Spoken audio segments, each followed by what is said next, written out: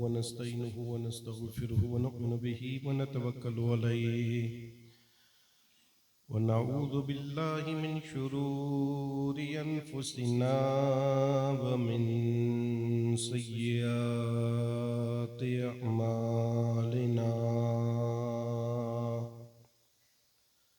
मन यहदिल्लाहु फला मुदिल्ल लहु व मन युद्लिलहु फला हादिय लहु व नशहदु अन ला इलाहा इल्लल्लाहु वहदहु ला शरीक लहु व नशहदु अन्न सय्यदना व मौलाना मुहम्मदन अब्दुहु व रसूलुहु अम्मा बअद फ़अऊज़ु बिल्लाहि मिनश शैतानिर रजीम बिस्मिल्लाहिर रहमानिर रहीम या अय्युहल्लज़ीना आमनुत्तकुल्लाह व कूनू मअस्सादिक़ीन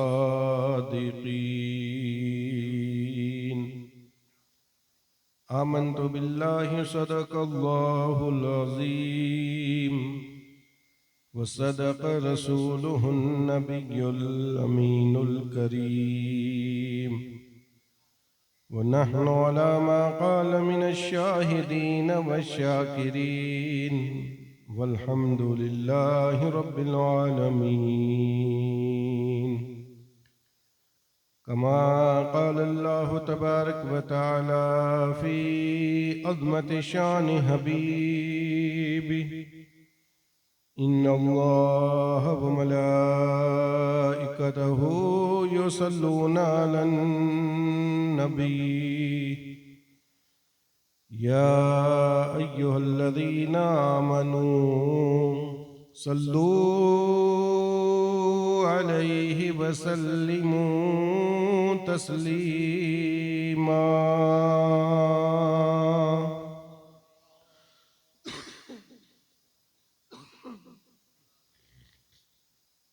अल्लाहुम्मा सल्लि अला सय्यिदिना व नबिय्यिना व हबीबिना व मौलाना मुहम्मदिन व अला आलि सय्यिदिना व मौलाना मुहम्मदिन व बारिक व सल्लिम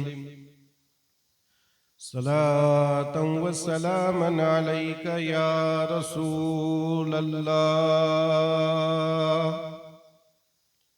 सलातन व सलामन अलैका या हबीबल्लाह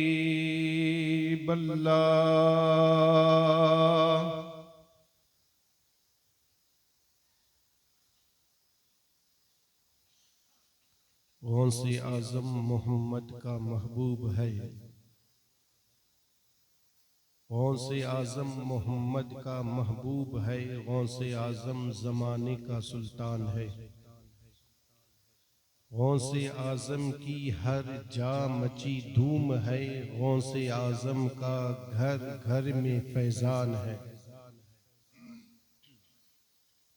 सारे वलियों की गर्दन झुकाई गई मोहर उनके कदम की लगाई गई सारे वलियों की गर्दन झुकाई गई मोहर उनके कदम की लगाई गई चाहे औताद हो चाहे अब्दाल हो मेरे गौसे जली का मदा खान है गौसे आज़म ज़माने का सुल्तान है उसने चोरों को देखा वली कर दिया उसने चोरों को देखा वली कर दिया पुरखताओं को कुतबे जली कर दिया उसने चोरों को देखा वली कर दिया पुरखताओं को कुतबे जली कर दिया मेरे गौसे आज़म की है हर नजर की मियाँ उनका फरमान खालिक का फरमान है गौसे आज़म ज़माने का सुल्तान सुन्नियों याद उनकी मनाते रहो सुन्नियों याद उनकी मनाते रहो, नारा या गौसे आजम लगाते रहो, क्योंकि यही इसमें आजम है, यही ला हौल है। सुन करके जिसको जल जाता शैतान है, गौसे आजम जमाने का सुल्तान है। लाइक सत्ताजीम व तकरीम, वाजिबुल एहतराम, गिरामी कदर जी वकार सादात किराम, जी वकार खतीब व इमाम, मोहतरम व मुकर्रम सामईन किराम, मुकद्दस और बाबरकत महफिल जिसमें हम शरीक हुए हैं, शहनशाह बगदाद, पीराने पीर दस्तगीर, रोशन ज़मीर, शहबाज लामकानी, क़िंदील नूरानी, अशेख अबू मोहम्मद अब्दुल कादिर जिलानी रदी अल्लाह ताला अन्हो की बारगाह में खिराज अकीदत पेश करने के लिए ये महफिल सजाई गई। अल्लाह ताला हम सब की हाज़री को अपनी बारगाह में कबूल फरमा ले। अल्लाह ताला गौसे आज़म के फैज़ और बरकत से हम सब को माला माल फरमा दे। अल्लाह ताला मुझे समझाने, आपको समझने, हम सब को उस पे अमल करने की तौफीक रफ़ीक अता फरमाए। अल्लाह रब्बुल इज़्ज़त ने इरशाद फरमाया, या अय्युहल्लज़ीना आमनू, ऐ ईमान वालो,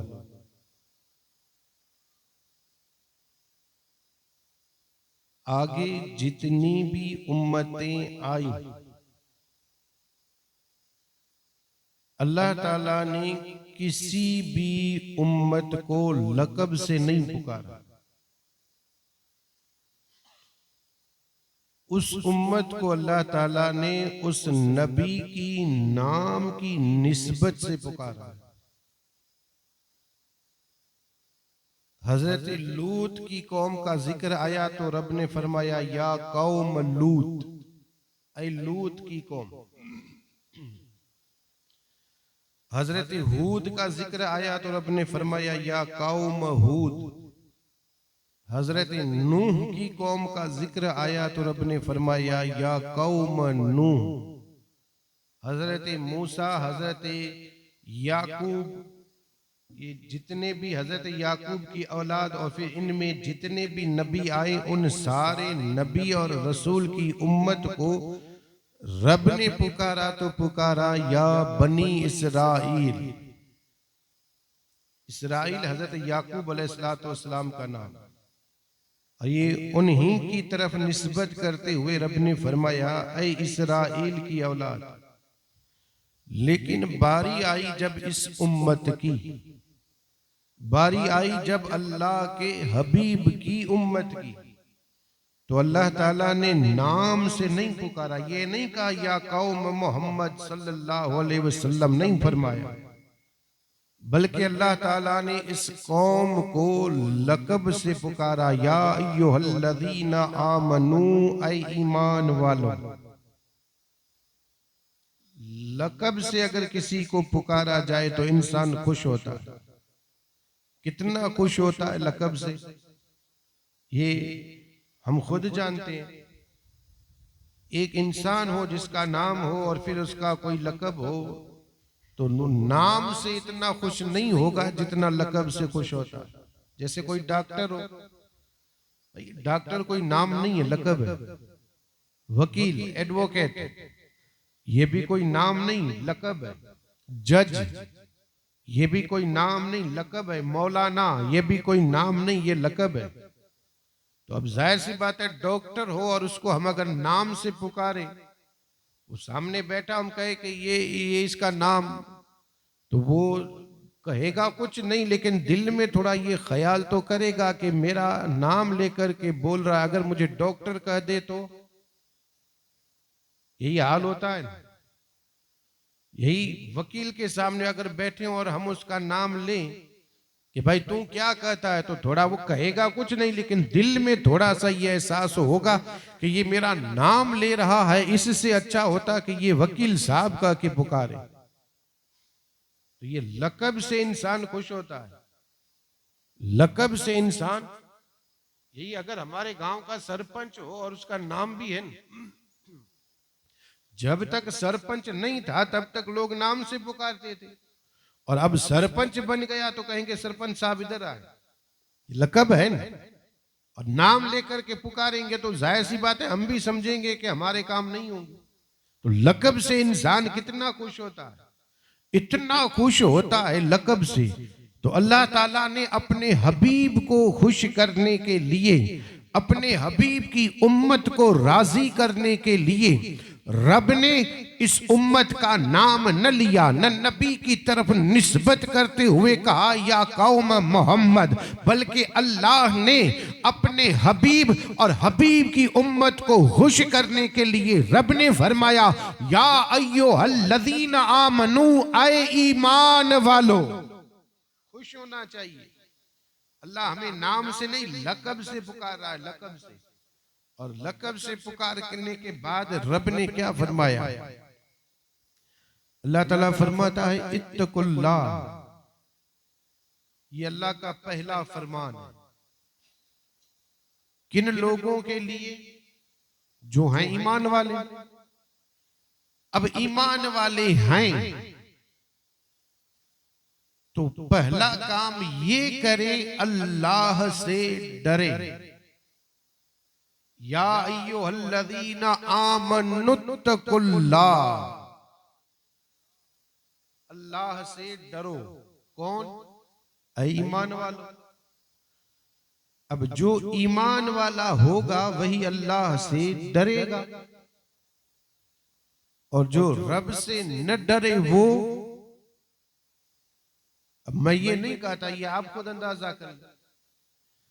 अल्लाह से डरे वो मोमिन, और अल्लाह से न डरे वो आप खुद अंदाजा कर लें। हम ये समझते हैं कि हम अल्लाह से डरते हैं, अल्लाह से डरते हैं। क्या वाकई हम अल्लाह से डरते हैं? ये एक सवाल है, क्या वाकई हम अल्लाह से डरते हैं? डरते हैं तो किस तरीके से डरते हैं, ये भी तो होना चाहिए कि नहीं। या अय्युहल्लज़ीना आमनुत्तकुल्लाह, ऐ ईमान वालो अल्लाह से डरो। कैसे डरे? अल्लाह से डरना है तो डरे कैसे? तो पूछें कुरान से। कुरान मजीद से पूछते हैं कि ऐ कुरान तू बता, रब हमसे फरमा रहा है ऐ ईमान वालो अल्लाह से डरो।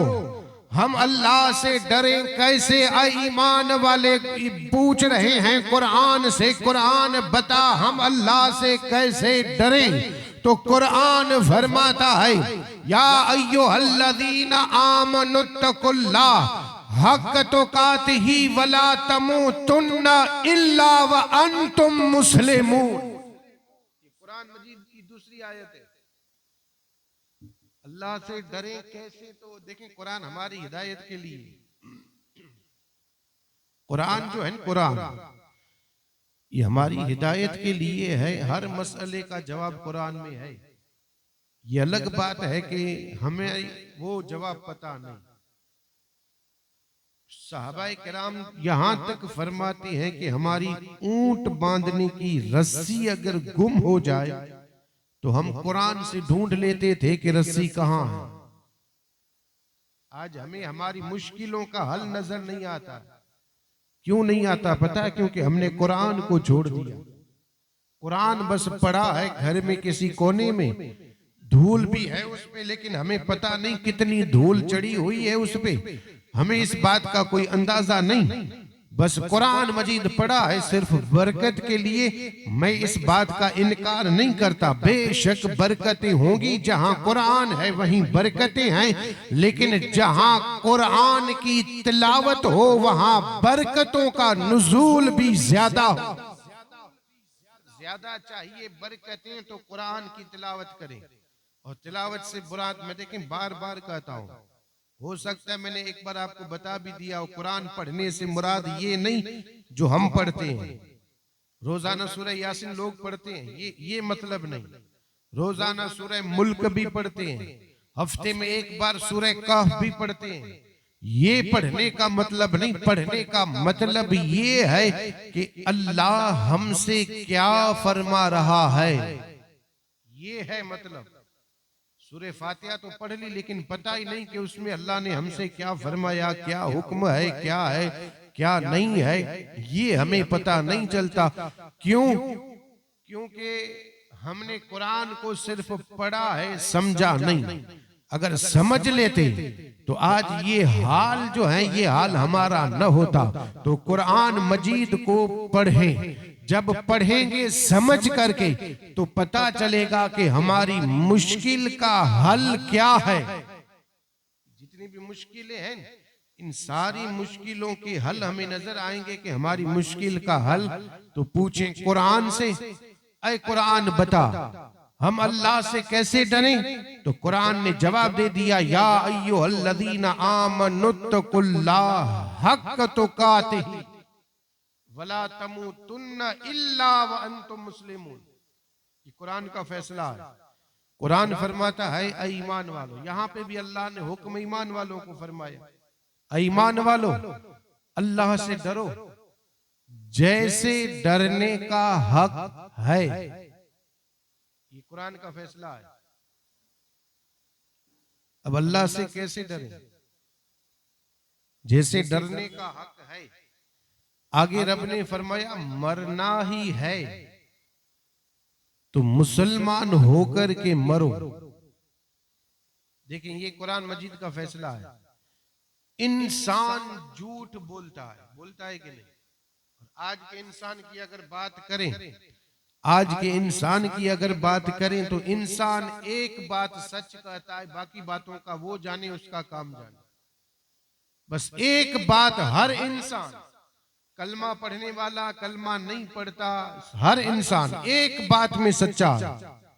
और वो बात कौन सी है? वो बात ये है कि मरना। कौन सी बात है? मरना। मरना है, इस बात में हर इंसान सच्चा है। बाकी और बातों में वो जाने, उसका काम जाने, लेकिन सिर्फ एक बात सच कहता है कि मरना है। मरना है। कुरान कहता है ऐ ईमान वालों अल्लाह से डरो जैसे डरने का हक है, और मरना ही है तो मुस्तफा के वफादार होकर के मरो। वफादार भाई, मौत का है किसी को पता कब आएगी? वफादार किसे कहते हैं? जब दुनिया से जाए तो चेहरे पे सुन्नत हो, दुनिया से जाए तो लिबास भी सुन्नत के मुताबिक उसके जिस्म पर हो, दुनिया से जाए तो कोई गुनाह लेकर के न जाए बल्कि अमल सालेह लेकर के जाए, नेक अमल लेकर के जाए। और जब ये इस दुनिया से जाए तो हाल ये हो कि दुनिया रोती हुई नजर आए और ये जाने वाला मुस्कुराता नजर आए। ये हाल होना चाहिए, तब जाकर के वो बंदा मरता है तो मुसलमान होकर के ही मरता है। इसी को कहा गया मरना ही है तो वफादार होकर के मरो। मरना सबको है भाई, कोई, मैंने कहा हर इंसान कहता है कि मरना है, कोई भी इसमें इनकार नहीं कर सकता, हर एक कहेगा मरना है। तो मरना है तो मुस्तफा के वफादार होकर के मरो। इसी आयत में रब ने फरमाया अल्लाह से जैसे डरने का हक है वैसे डरो। अब अल्लाह से डरने का हक कैसा? तो सबसे पहले तो ये कि हमें ये ख्याल होना चाहिए कि हमारा रब हमें देखता है। सबसे पहले तो ये ख्याल, जब बंदे के दिल में ये ख्याल होगा कि मेरा रब मुझे देख रहा है, फिर वो कभी कोई गुनाह नहीं करेगा, कोई गुनाह नहीं करेगा, कोई नहीं। और गुनाह की तरफ अगर बढ़ेगा,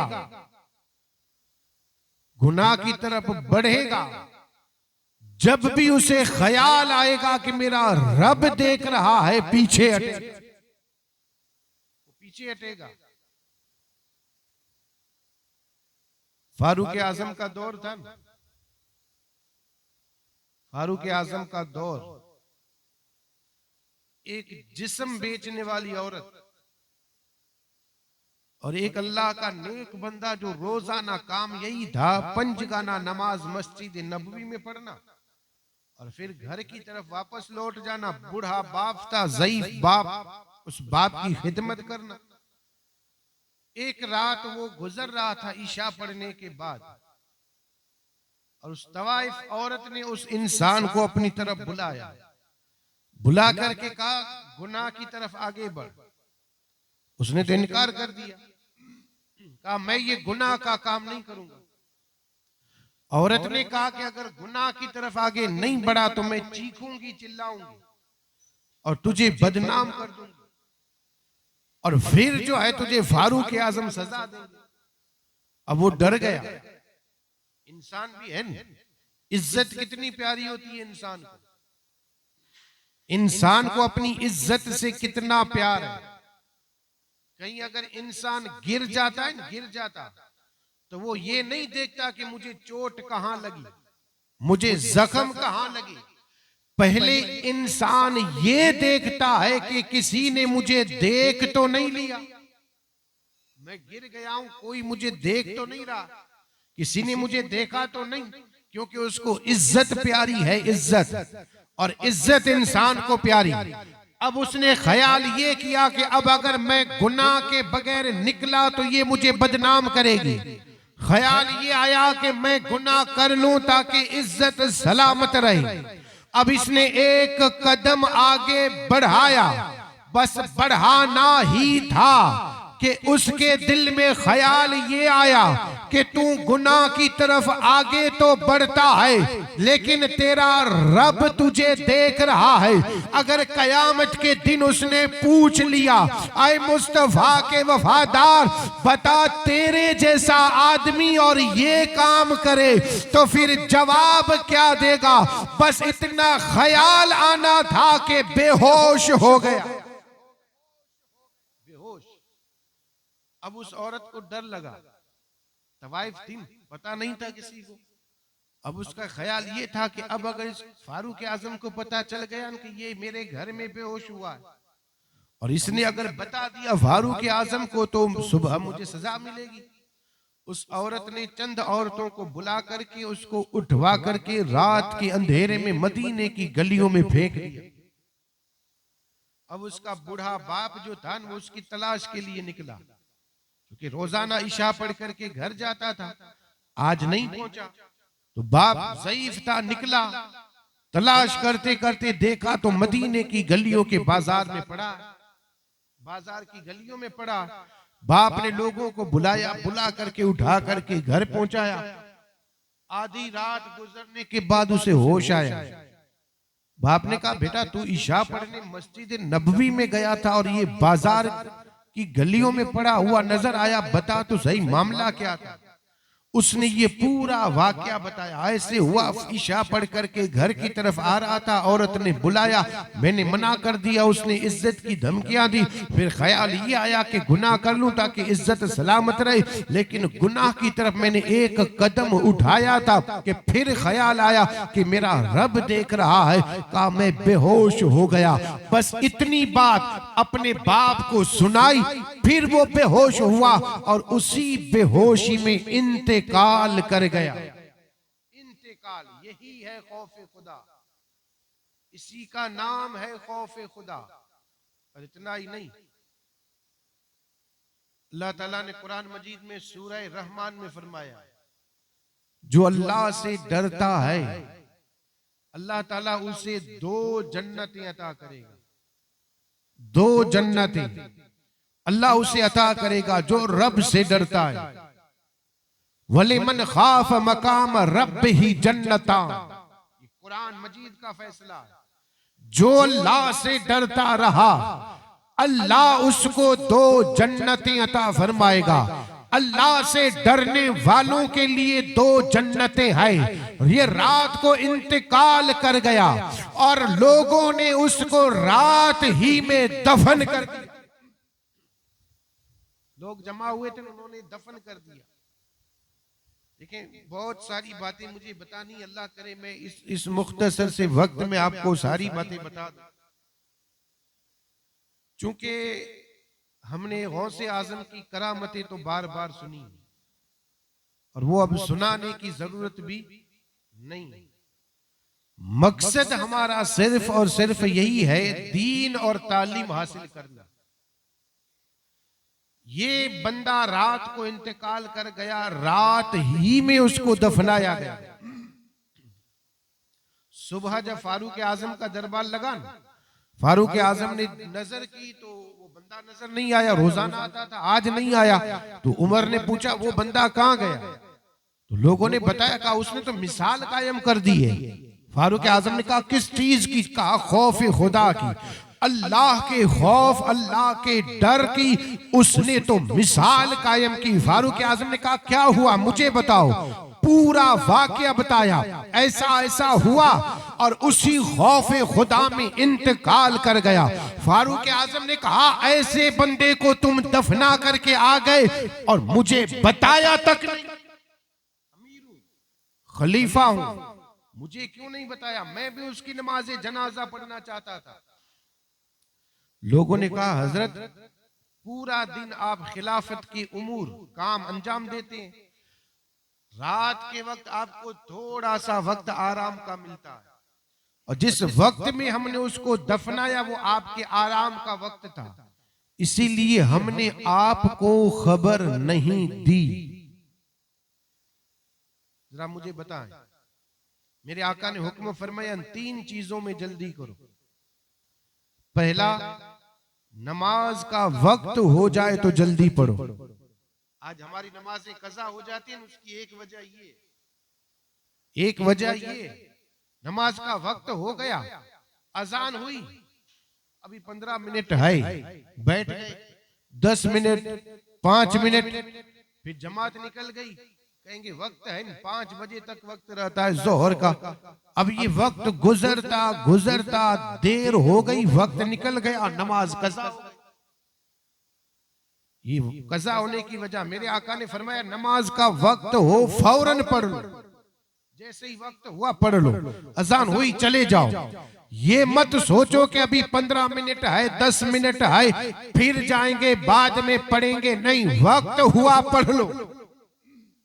दूसरी बात मेरे आका ने फरमाई, लड़की बालिग हो गई तो उसका निकाह कर लो। और ये आज के दौर में इस हदीस पे अमल करना चाहिए। इस हदीस पाक पे अमल, जैसे ही लड़की बालिग हुई कर दो निकाह। और ये मेरे आका ताजदार मदीना की नजर इस दौर पे थी, इसको ध्यान में रखें। फिर कायदे कानून ये अपनी जगह पे, मैं इस बात का इनकार नहीं करता, लेकिन आज जो हमारी कौम में बच्चियों का हाल ये है कि लड़का लड़की को लेकर के भाग रहा है, लड़की किसी लड़के को लेकर के भाग रही है। उसकी एक वजह यही है कि हमने उस बच्ची को दीन न सिखाया, न बच्चों को दीन सिखाया। अगर दीन सिखाते तो सबसे पहले उसके दिल में अल्लाह का डर, अल्लाह का खौफ होता, तो फिर वो बंद कमरे में भी गुनाह का काम न करती, बल्कि कमरा बंद भी हो तो दिल में ये हो कि मेरा रब मुझे देख रहा। बादशाह था ना, किसी जंगल में गया था और जब लौट रहा था तो उसके बगीचा उसका नजर आया, तो कहा यहाँ थोड़ा सा आराम कर लो। बगीचे में काम करने वाला माली, उसकी बीवी खूबसूरत थी, बादशाह की नजर जो है वो उस पे पड़ी। अब नीयत बदल गई, उसने सिपाहियों को भेज दिया, उस माली को भेज दिया। अब उसने उस कमरे के अंदर जाकर के आरामगाह पे आराम किया और उस औरत से कहा कि दरवाजा बंद कर दे। सारे दरवाजे बंद कर दिए, खिड़कियां बंद कर दी, और फिर उस औरत से कहा कि देख अब हमें कोई नहीं देखता, अब मैं ये चाहता हूं कि तू मेरे साथ जिना करे। उस औरत ने जवाब में कहा था, बादशाह तू ये कहता है कि कोई नहीं देखता, लेकिन मैं ये कहती हूं कि मेरा रब मुझे देख रहा। ये बच्चियों को समझाएं। देखिए, मैं दुनिया का इल्म जो है ना बच्चियों को हम दे रहे हैं, मैं इनकार नहीं करता, दें, लेकिन जितनी जरूरत हो उतना। ये नौकरी ये अपने जहन से निकाल दो भाई, उनको करवाना ही है तो गुलाम क्यों बनाते हो, बादशाह बनाओ।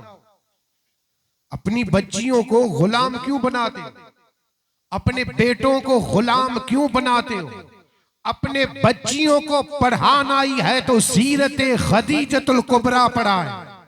उन्होंने तिजारत की थी, पढ़ाए, लेकिन तिजारत किस अंदाज में की है वो भी उनको पढ़ाए होना चाहिए। इस्लाम ने कोई एक कानून मुझे ऐसा बता दें जो हमें न दिया हो। हम जिंदगी कैसे बसर करें ये शरीयत ने हमें बताया बताया। हमारी बच्चियां जिंदगी कैसे बसर करें ये भी तरीका इस्लाम ने बताया। हजरत खदीजा ने तिजारत की थी कि नहीं, तारीख पढ़ करके देखें और उनकी सीरत पढ़ करके देखें। इस तरीके से हमारी बच्चियां तिजारत कर सकती हैं, पर्दे में रह करके, पर्दे में रह करके। हमारी बच्चियों से कहे पर्दे में रहे फिर तिजारत। लेकिन यहाँ हाल तो ये है, मां फरमा दे, एक हकीकत बयान कर रहा हूं, अगर एक चॉकलेट लेनी हो तो बुर्का पहन करके दुकान पे, मोबाइल हाथ में, पड़ा है कान पे। अब ये बच्ची जा रही है, अब की बार ये बुर्का जो है, बुर्का ये पर्दा नहीं है, बल्कि ये बच्ची को छुपा रहा है ताकि कोई देख न ले कि फलां की लड़की फोन पे बात कर रही थी। यही मकसद है और कोई मकसद नहीं। जो चीज पर्दे के लिए थी अब उसी पर्दे को पर्दे की जरूरत है।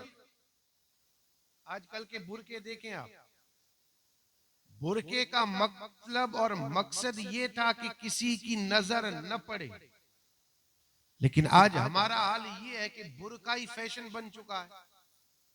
डिजाइन ऐसी है कि न चाहते हुए भी मर्दों की नजर पड़ती है। यानी गोया अब ये बुरका कह रहा है कि हमें देखो, पहले बुरका कह रहा था कि हमें मत देखो, अब ये बुरका कह रहा है हमें देखो। तो गोया इस बुरके को भी बुरके की जरूरत है। बुरके का मतलब ये नहीं कि पहन करके निकल जाए बाजार में, पर्दे का मतलब ये है कि हर गैर मर्द से बात मत कर। चचा का बेटा तेरे लिए गैर है, मामू का लड़का तेरे लिए गैर है, फूफी का लड़का तेरे लिए गैर है, तेरी बहन का शोहर उससे भी बच। ये सारी चीजें इसी का नाम पर्दा है। सिर्फ बुर्का पहन लेने से किसने कहा पर्दा होगा, इसको ध्यान में रखें। दूसरी चीज मेरे आका ने जो फरमाई, इस दौर के हिसाब से मेरे आका ने फरमाया, लड़की बालिग हो जाए फौरन निकाह, फौरन। और फौरन निकाह न करने का नतीजा आज हमारे सामने है। हम ये कहते हैं बच्ची पढ़ रही है, कॉलेज में जा रही है, ये है कॉलेज का 1 साल 2 साल, अभी 1 साल बाकी है, बाद में निकाह करेंगे। और फिर जब वो साल आता है और निकाह की बात होती है तो लड़की लड़के के साथ भाग जाती है या लड़का किसी और लड़की के साथ भाग जाता है। मेरे आका ने फरमाया फौरन निकाह कर दो, जब लड़की बालिग हो जाए तो निकाह। और तीसरी चीज मेरे आका ने फरमाया मैयत हो जाए तो दफन में जल्दी करो। इसमें भी हम जल्दी नहीं करते, इसमें भी हाल ही वो आ रहा है, बेटी नहीं आई, चचा नहीं आया, मामू नहीं आया, रिश्तेदार नहीं। मेरे आका ने फरमाया फौरन उसे दफन कर दो। और ये फारूक आजम का दौर था।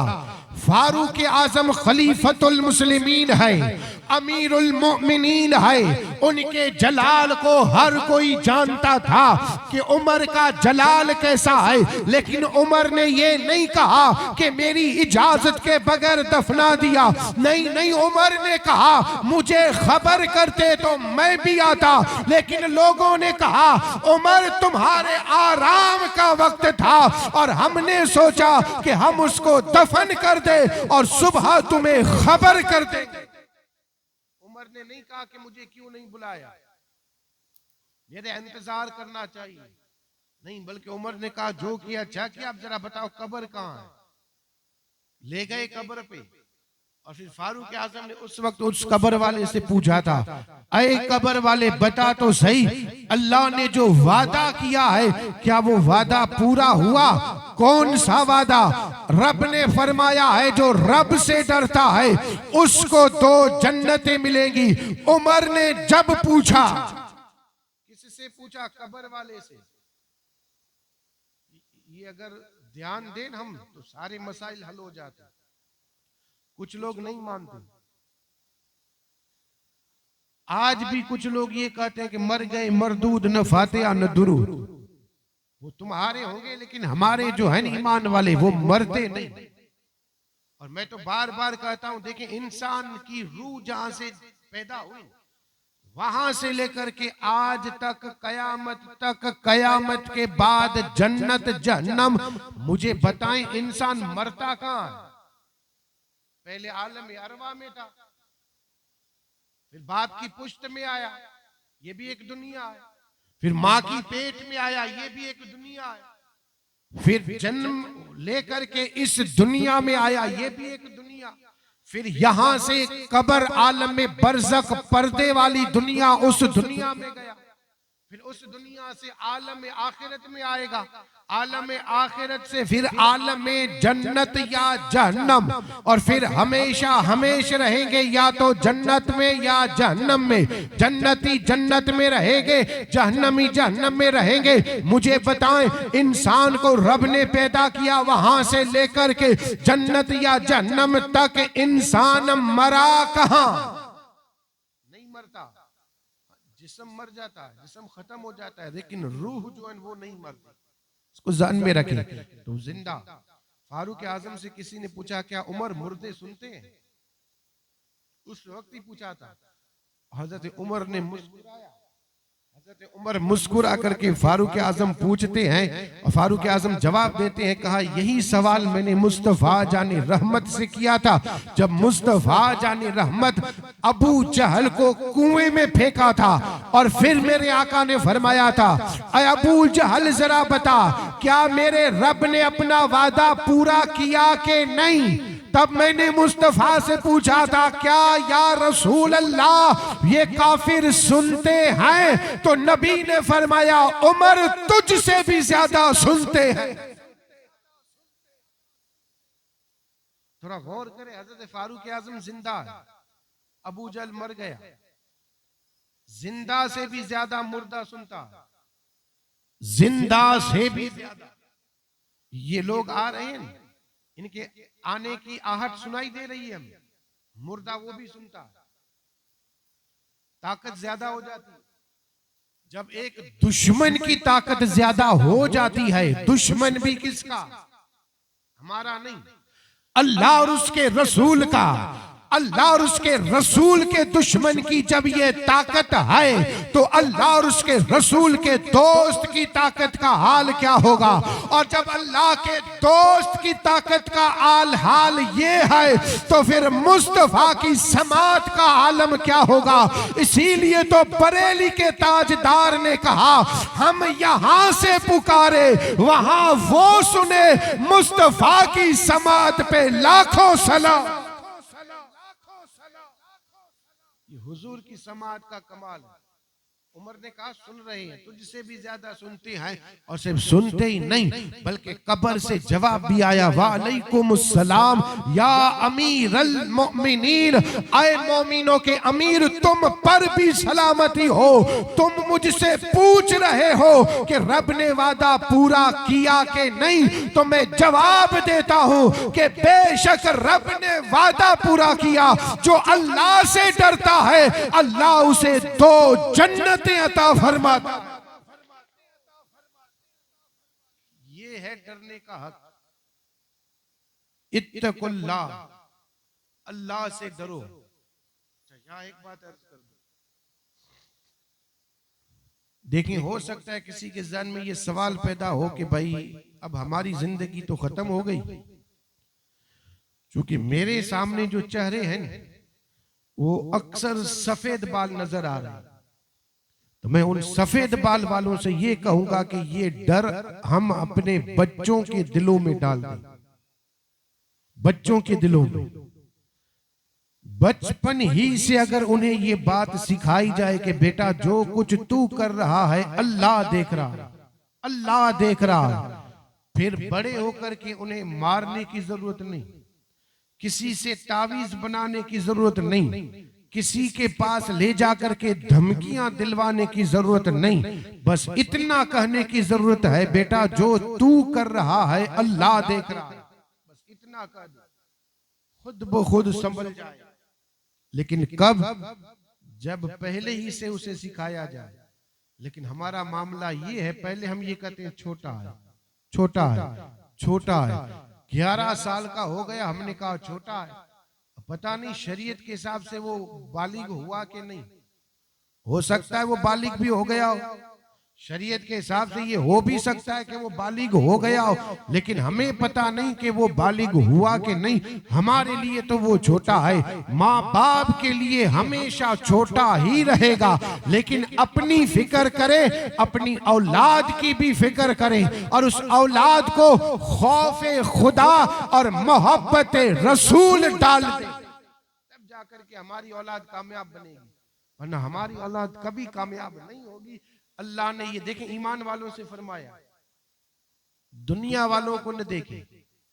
दुनिया वाले अपने बच्चों को चाहे दुनिया दे, चाहे दौलत दे, चाहे कुर्सी दे, चाहे तख्तो ताज दे, हम अपनी औलाद को खौफे खुदा मोहब्बत रसूल, दो चीजें। अच्छा, यहां रब ने क्या फरमाया ईमान वालों से? ईमान वालों अल्लाह से डरो, और दूसरा हुक्म क्या फरमाया? वकूनु मअसादिकी, सच्चों के साथ हो जाओ, अल्लाह से डरो, सबसे पहले अल्लाह से डरो, खौफे खुदा, इत्तकुल्लाह, ये, और फिर सच्चों के साथ। क्यों? दो चीजें जब तुम्हारे पास आ जाएं, कौन सी दो चीजें? एक ईमान, एक तकवा। ईमान, तकवा, दो चीजें अगर तुम्हारे पास हैं तो रब ने फरमाया अब इन दो चीजों की हिफाजत के लिए किसी सच्चे का सहारा ले लो, सच्चे की संगत इख्तियार कर लो। अगर सच्चे की सोहबत में रहे तो अब ये दो चीजें तुम्हारी हिफाजत में रहे। दो चीजें सच्चों के साथ रहने का रब ने हुक्म फरमाया, सच्चों के साथ रहें। सच्चे कौन? सच्चे कौन है? अल्लाह के वली के अलावा कोई सच्चा नहीं। इसको अगर बुरा लगे किसी को तो माफ फरमा दे, सच्चा सिर्फ और सिर्फ अल्लाह का वली, बाकी कोई नहीं। अल्लाह वाले ऐसे सच्चे हैं कि सामने मौत भी होगी फिर भी वो झूठ नहीं बोलेंगे।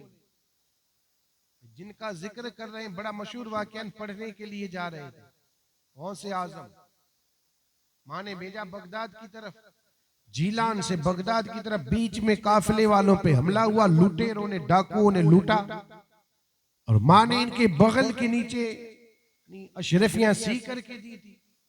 अब एक डाकू ने पूछा तेरे पास क्या है बेटे? तो उसने कहा कि 40 अशरफिया। कहाँ? तो कहा बगल के नीचे माँ ने सी के दी। मजाक समझ करके वो चला गया, दूसरा तीसरा जितने थे सब चले गए, और जब सब सरदार के पास खड़े हुए तो सबने सरदार को बताया कि एक लड़का था, उसने ये कहा। सरदार ने कहा बुलाओ। बुलाया, बुला करके पूछा बेटा तेरे पास? तो कहा मेरे पास अशरफिया है। सरदार ने कहा जरा देखो तो सही, मजाक कर रहा है या सच कह रहा है? देखा तो अशरफिया निकली। सरदार ने कहा ये क्या? लोग हमसे बचाने के लिए छुपाते हैं और तू हमारे ऊपर हमारे सामने जाहिर करता है। इस बच्चे ने जवाब में यही कहा था कि मेरी माँ ने कहा था बेटा कभी झूठ मत बोलना, मुसीबत चाहे जितनी भी हो लेकिन झूठ मत बोलना। मैं झूठ नहीं बोलूंगा। अब उन लुटेरों ने जब देखा कि एक बच्चा अपनी माँ की इतनी बात बात मानता है तो हम तो उस रब के बंदे हैं, हम उस रब की बात नहीं मानते और उसी वक्त उसी बच्चे के हाथ पे तौबा करते हैं और कहते हैं कि आज के बाद कभी चोरी नहीं करेंगे। उसी बच्चे का नाम है अब्दुल कादिर जिलानी और उसी गौसे आजम के सदके में अल्लाह ने उन सब को अपना वली बना। ये है गौसे आजम, ये है गौसे आजम। तो सच्चे अगर कोई हैं तो वली, झूठा वली बन ही नहीं सकता, इसको ध्यान में रखें। और ये मैं इस बात पे वजन इसलिए डाल रहा हूं कि आज हमारे पास बहुत सारे झूठे हैं जिनको हमने वली समझ लिया हमने वली। बस हमें तो करामत भी कौन सी, हवा में उड़े, समंदर के पानी पे चले और मुर्दों को जिंदा करे, इसी का नाम करामत नहीं है। इसी का नाम, ये जरूरी नहीं है कि वो मुर्दों को जिंदा करे, हवा में उड़े, समंदर के पानी पे चले, ये जरूरी नहीं है।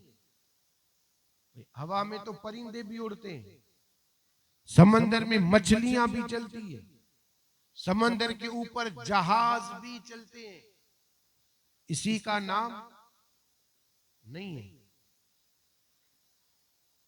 करामत कहते हैं दीन पे साबित कदम रहना, दीन पे साबित कदम। अब ये साबित कदम क्या है? तो कोई भी गुनाह न करना, न छोटा न बड़ा, और कोई भी नेक अमल न छोड़ना, छोटी सी छोटी सुन्नत पे भी अमल करना, ये है करामत, इसी का नाम है करामत। शायद जुनैद बगदादी या भाई यजीद बुस्तामी के पास एक आया था। देखिए यहाँ एक बात और अर्ज कर दूं, आज हमें मुर्शिद ढूंढने की जरूरत नहीं, मुर्शिद हमारे पास खुद आता है।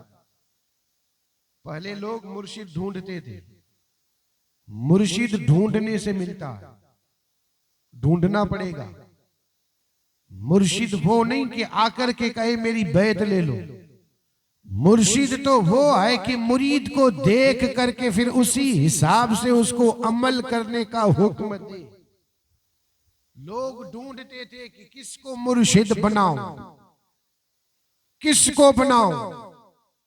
निकला था एक मुर्शिद की तलाश में और निकल करके फिर उसने पहुंचा, या तो भाई यजीद बुस्तामी थे या जुनैद बगदादी, उसके पास पहुंचा। पहुंच करके ये भी नहीं कहा कि मुरीद बनने के लिए आया, उसने कहा देखो तो सही मुर्शिद के लायक है कि नहीं, मुर्शिद के लायक है कि नहीं, देखो जरा। एक दिन, 2 दिन, 40 दिन तक रुका, 40 दिन तक, लेकिन उसने कोई करामत नहीं देखी। जब करामत नहीं देखी तो रवाना हुआ। रवाना हुआ तो उसने बुलाया, कहा इधर तो आ, 40 दिन हो गए, तूने मुझे बताया नहीं किस मकसद के लिए आया और ये अचानक तू रवाना हो रहा है, जरा बता तो सही मकसद क्या था आने का। तो जवाब में कहा आया तो बैत के लिए था, लेकिन अब नहीं करनी। बैत के लिए आया था लेकिन अब। जुनैद बगदादी या भाई यजीद ने पूछा कि न करने की वजह तो बता, न करने की वजह तो बता। उसने कहा न करने की वजह यह है कि मैंने करामत नहीं देखी। उन्होंने पूछा जरा बता करामत किसे कहते हैं? तो कहा हवा में उड़ना, समंदर के पानी पे चलना, मुर्दों को जिंदा करना। उन्होंने जवाब में कहा बेटा ये तो तेरे लिए करामत हो सकती है, लेकिन अल्लाह के वली के लिए करामत ये है कि कोई भी काम सुन्नत के खिलाफ न करना, ये है करामत।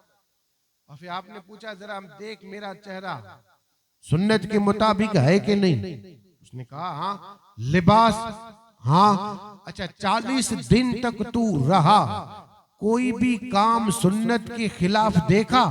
उसने कहा नहीं। तो कहा इससे बढ़कर के करामत और क्या है? ये है करामत। दीन पर साबित कदम हो, फिर चाहे हवा में उड़े या न उड़े, समंदर के पानी पे चले या न चले, मुर्दों को जिंदा करे या न करे, वो है अल्लाह का वली। और अगर दीन के खिलाफ अमल करे फिर वो मुर्दों को भी जिंदा करे तो वो वली नहीं, दज्जाल। दज्जाल नहीं करेगा मुर्दों को जिंदा, क्या वो वली होगा? समंदर का यानी आसमानों पे तीर चला करके खून की बरसात भी होगी, ये दज्जाल करेगा तो क्या उसको भी वली मानेंगे? अल्लाह रहम फरमाए, हम अकल से काम लेते हैं। शरीयत है ना, शरीयत, इसमें सारी चीजें अकल की नहीं है। कुछ चीजें हैं जो कुरान कह दे तो आंख बंद करके मान ले, अल्लाह का महबूब कह दे तो आंख बंद करके मान ले, क्योंकि हमें अल्लाह और उसके रसूल ने जो कुछ फरमाया उसी पे अमल करना है, दुनिया की किसी बात पर नहीं। तो इसको ध्यान में रखें। अर्ज ये कर रहा था, वकूनु मअसादिकिन, सच्चों के साथ, सच्चे हैं अल्लाह के वली। अब हमें अल्लाह के वलियों के साथ होना है, फायदा क्या होगा? अल्लाह के वलियों के साथ रहने में फायदा ये होगा कि हमें उनके पास जो कुछ भी होगा वो हमें मिलेगा, जरूर मिलेगा। और पूरा न मिले लेकिन उन पे जो रहमत बरसती है ना, बरसात जो बरसती है, उस बरसात के छींटे हम पे जरूर उड़ेंगे, बरसात के छींटे जरूर। बरसात बाहर हो रही है, हम अंदर खड़े, वहां खड़े रहेंगे तो इसके ऊपर से जो पानी नीचे गिरेगा उसके छींटे कभी कभी हमारे ऊपर गिरते हैं। यही है अल्लाह के वलियों पे जब बरसात होती है, हम उनके करीब खड़े रहेंगे तो उनमें से कुछ छींटे हम पर जरूर उड़ेंगे। उनके साथ रहे, उनकी सोहबत में रहे। सोहबते साले तोरा साले कुनन, सोहबते ताले तोरा ताले कुनन। नेक की सोहबत में रहोगे तो नेक बनोगे, और बद की सोहबत में रहोगे तो बदकार बनोगे। ये तो है। और मौलाना रूम ने तो यहां तक फरमाया है, आपने फरमाया यानी अल्लाह के वलियों की सोहबत थोड़ी देर के लिए, यक जमाना सोहबते बाओलिया। आप कहते हैं कि थोड़ी देर अल्लाह के वलियों की सोहबत में रहना, थोड़ी देर अल्लाह के वलियों की सोहबत में रहना, यक जमाना सोहबते बाओलिया बेहतर अज सद साला ताअते बेरिया। आप कहते हैं एक वक्त, थोड़ी सी घड़ी, थोड़ा सा वक्त अगर किसी अल्लाह के वली के दरबार में बैठ जाएं, ये 100 साल इबादत से बेहतर है। 100 साल इबादत से, इसको ध्यान में रखें। क्यों बेहतर है पता है?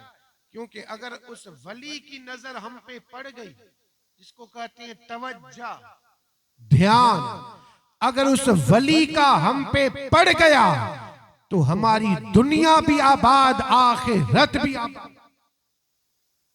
बाकी बिल्ला का नाम सुना है? ख्वाजा बाकी बिल्ला। ये बाकी बिल्ला बने कैसे, उसकी तारीख पढ़ करके देखे। बाकी बिल्ला कैसे बने वो पढ़ करके देखे। मैं सिर्फ एक बात अर्ज कर रहा हूं, सोहबत, संगत, जिनकी सोहबत में रहे, फिर अगर उन्होंने ध्यान दिया, नजर कर दी, तवज्जो डाल दी, तो फिर हमारा बेड़ा पार। अगर उन्होंने ध्यान कर दिया, तवज्जो कर दी, तो ये बाकी बिल्ला, उनका एक नान भाई था, रोटी पकाने वाला। एक दिन रात के वक्त में देर से मेहमान आए, मेहमानों का गुजर हुआ। नान भाई ने देखा कि मेहमान, चूंकि पीर भाई, पीर भाई शरीयत ने हमें, देखो तो सही, एक तो है हकीकी भाई जो सगे भाई, एक है ईमानी। ईमानी कलमा पढ़ने वाले, और एक है पीर भाई। यानी एक ही पीर के दो इंसान मुरीद हो तो वो आपस में भाई है, पीर भाई। नान भाई ने देखा कि ये पीर भाई जा रहे हैं, पता है कि जाएंगे बाकी बिल्ला के पास, आधी रात का वक्त हो रहा है, बाकी बिल्ला के पास खाना भी नहीं होगा, और ये कहीं दूर से आए होंगे तो भूखे भी होंगे, खाना भी चाहिए। अब नान भाई ने क्या किया, रोटियां पकाई, सालन पका करके लेकर के गई उनके पास, गए उनके पास। अब ये नान भाई रोटियां पका करके चले गए, और वहां मेहमान बाकी बिल्ला के पास पहुंचे। नान भाई रोटियां लेकर के आया और आकर के कहा कि ये लो, इनको खिलाओ। बाकी बिल्ला खुश हो गए, मेहमानों को खिलाया, मेहमान खा लिए, बैठे थे। बाकी बिल्ला ने नान भाई से कहा, बता मेरे बेटे, मैं तुझसे इतना खुश हुआ कि अब जो तुम चाहे वो मैं तुझे अता, जो तू मांगेगा वो मैं तुझे दूंगा। ये कौन कह सकता है? जो तू चाहे वो मैं दूंगा, ये कौन कह सकता है? ये वही कह सकता है जिसके पास हर चीज हो। जिसके पास कुछ न हो वो नहीं कह सकता। और यहाँ एक बात अर्ज ये कर दूं, उन्होंने सिर्फ दुनिया की बात नहीं कही थी, ये नहीं कहा था दुनिया में जो तू चाहे वो दे दो, नहीं। उन्होंने कहा जो तू चाहे, जो तू मांगे मांग, क्या मांगता है मैं तुझे अता कर। ये देखिए, यहाँ एक बात अर्ज कर दूं, आपको याद हो तो ठीक ना, हदीस बड़ी मशहूर है। एक बार हुजूर सल्लल्लाहु अलैहि वसल्लम रात को उठे थे, और हजरत रबिया रात को उठी, वो भी जाग रहे थे। हुजूर उठे, हजरत रबिया लोटा लेकर के हुजूर के दरबार में गए। हुजूर ने कहा, रबिया जाग रहा है? हाँ या रसूलल्लाह, मैं आपकी खिदमत में हूँ, आपको कब मेरी जरूरत पड़े इसीलिए सोता नहीं सोते थे। मेरे आका को वुजू की जरूरत थी, वुजू करवाया, और फिर मेरे आका ने फरमाया, रबिया मांग, क्या मांगता है? जो तू चाहे मांग। हजरत रबिया ने क्या मांगा था? हजरत रबिया ने मांगा था, या रसूल अल्लाह, बस इतना चाहता हूँ कि जैसे यहाँ मैं आपकी खिदमत करता हूँ, वैसे जन्नत में भी मैं आपकी खिदमत करता हूँ। मेरे आका मुस्कुराए, मुस्कुरा करके फरमाया, रबिया ये तो तुझे दूंगा, इसके अलावा और भी कुछ मांग। लोग ये कहते हैं कि हुजूर को कोई इख्तियार नहीं, तो ये क्या है? जन्नत भी हुजूर तो दे रहे हैं। यही अक्स अल्लाह के वलियों में, नबियों का अक्स अल्लाह के वलियों में। इसीलिए तो मेरे आका ने फरमाया, मेरे उम्मत के उल्मा ये बनी इस्राइल के नबियों की तरह है। उल्मा से मुराद अल्लाह के वली है। यहां से पता ये चला कि वली कोई आलिम, बगैर इल्म के कोई वली नहीं बन सकता। वली के लिए आलिम बनना जरूरी है। और अब जरा बताएं, हमने जिसको वली माना, क्या वो आलिम है? सबसे पहले है शरीयत, फिर है तरीकत, फिर है हकीकत, और फिर है मारिफत। ये चार है वली बनने के लिए, चार मंजिलें। यहाँ शरीयत का ठिकाना नहीं, और हमने उसको हकीकत पे पहुंचा दिया, मारिफत पे पहुंचा दिया, और हमने कह दिया कि ये तो अल्लाह का वली है। नहीं, वली वही होगा जो इन चार मंजिलों से गुजरेगा। बाकी बिल्ला ने भी हुजूर अलैहिस्सलाम के इस तरीके पे अमल करते हुए आपने फरमाया, नान भाई से कहा, मांग, क्या चाहिए? नान भाई ने मांगा भी तो क्या मांगा? कुर्बान जाऊं। उसने मांगा, कहा, बाकी बिल्ला अगर देना चाहते हैं तो मुझे, मेरे लिए दुआ करें, अल्लाह आप जैसा बना दे। नान भाई ने कहा, आप जैसा, जैसा आप हैं वैसा। ख्वाजा बाकी बिल्ला ने जवाब में कहा, नान भाई से कहा, ये तू बर्दाश्त नहीं कर सकेगा।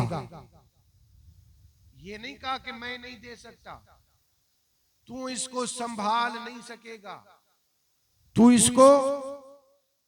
नान भाई ने कहा, मुझे कुछ और नहीं चाहिए, देना है तो सिर्फ ये दो। अब ख्वाजा बाकी बिल्ला कमरे में ले गए नान भाई को। वो मेहमान सब बैठे हैं, कमरे में गए। अब यही आयत पे अमल हुआ, वकूनु मा सादिकिन, सच्चों के साथ हो जाओ। जब नान भाई बाकी बिल्ला के साथ रहा, बाकी बिल्ला ने वही नजर की, तवज्जो जिसे कहा जाए, ध्यान जिसे कहा जाए, बाकी बिल्ला ने नजर की। अब थोड़ी देर के बाद बाहर निकले, खुद मेहमान हैरत में है कि जब हमने दोनों को देखा तो हम ये तय न कर सके कि दोनों में से बाकी बिल्ला कौन है। दोनों एक ही शक्ल के, लेकिन थोड़ी देर बाद पता चल गया कि बाकी बिल्ला कौन है। और ये पता क्यों चला पता है? क्योंकि जो बाकी बिल्ला थे वो होश में थे, और जो नान बाई था जिसको बाकी बिल्ला ने अपने जैसा बनाया था, वो अब उसको जब नान बाई को जब विलायत मिली है तो वो उसको संभाल न सका और वो होश वाला मदहोश हो गया। अब वो उसी मदहोशी में रहा और 3 या 4 दिन के बाद नान बाई विशाल कर गया। तो वकूनु मा सादिकिन का मकसद यही है कि अगर वली की सोहबत में थोड़ी देर बैठ जाए, वली की नजर पड़ जाए तो बेड़ा पार है। गौसे आजम के पास चोर कितनी देर बैठा था?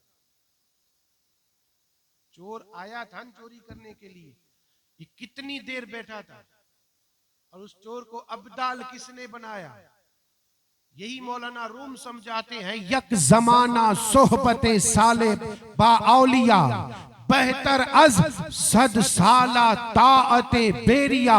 वलियों की सोहबत में रहो, वली तुम्हें जो है अपने जैसा भी बना दे। भाई चोर ही तो था ना, आया था चोर। अब जरा मैं देखिए, इतना वक्त नहीं है, मैं भी जान सकता हूं हमारा वक्त सिर्फ 1 घंटे का, और वो हो गया। 1 घंटे का वक्त है, इससे ज्यादा हम न बैठ सकते हैं, न मैं ज्यादा बोल सकता हूं। 1 घंटा तो हमारे लिए बहुत है, 1 घंटा बहुत है। मैं सिर्फ आपको एक बात अर्ज कर दूं, गौसे आजम की अगर शान देखनी है, शान, तो मैंने शुरू में जो बंद पढ़े शायर अशार, उन अशारों को पढ़ करके और फिर उसका माना और तर्जुमा करके एक एक बंद पे 1-1 घंटे की तकरीर हो सकती है, अगर कोई करने वाला हो तो। एक एक शेर, अब ये एक एक कौन सा पता है? गौसे आजम मोहम्मद का महबूब है। अगर कोई तकरीर करने वाला हो तो इसी एक शेर पे 1 घंटा तकरीर कर सकता है। मोहम्मद का महबूब, महबूब पे 1 घंटा बोल सकता है, बोलने वाला होना चाहिए। गौसे आजम जमाने का सुल्तान है, इस पे भी 1 घंटा। गौसे आजम की हर जा मची धूम है, इस पे भी 1 घंटा। गौसे आजम का घर घर में फैजा। अब एक शेर में 4 घंटे निकल जाएंगे अगर हो कोई बोलने वाला तो। और इसमें बंद कितने? उसने चोरों को देखा वली कर दिया, पुरखताओं को कुतबे जली कर दिया। गौसे आजम की है हर नजर की मियां, उनका फरमान खालिक का फरमान है। गौसे आजम जमाने का सुल्तान है। सारे वलियों की गर्दन झुकाई गई, मोहर उनके कदम की लगाई गई।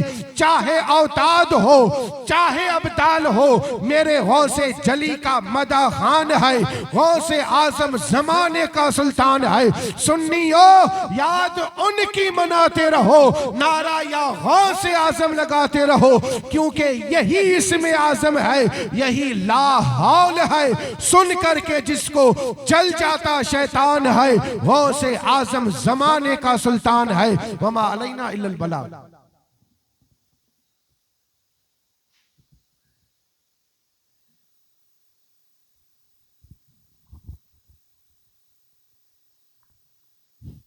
सलातो सलाम अला इब्राहिम शफी की दरगाह में चादर पर चढ़ाई जी है।